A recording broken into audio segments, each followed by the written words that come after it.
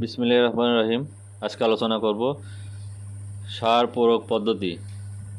জমি তৈরি করার সময় আপনারা 15 কেজি টিএসপি এবং 12 কেজি এমওপি, 10 কেজি জিপসাম প্রয়োগ করবেন এবং গোবর সারটা আপনারা জমি চাষ করার আগেই জমিতে ফেলাবেন, যাতে করে আপনাদের গোবর সারগুলো শুকিয়ে সারা জমিতে মিশে যায়।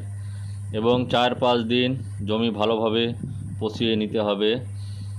তারপরে জমিতে মই টেনে চারা রোপণ করতে হবে।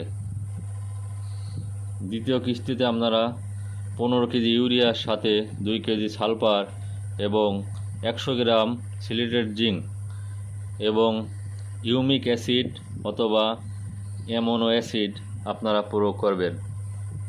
এগুলো যদি না পান তাহলে আপনারা বাজারে বিভিন্ন রকম পিজিআর আছে, যেমন ফ্লোরা বা অন্যান্য বায়োগ্রিন, এই ধরনের পিজিআরগুলো ব্যবহার করবেন। তাহলে আপনারা দ্রুত পাশকাঠি পাবেন। আর এই ইউরিয়া সারটা যত দ্রুত সম্ভব আপনারা জমিতে দেবেন।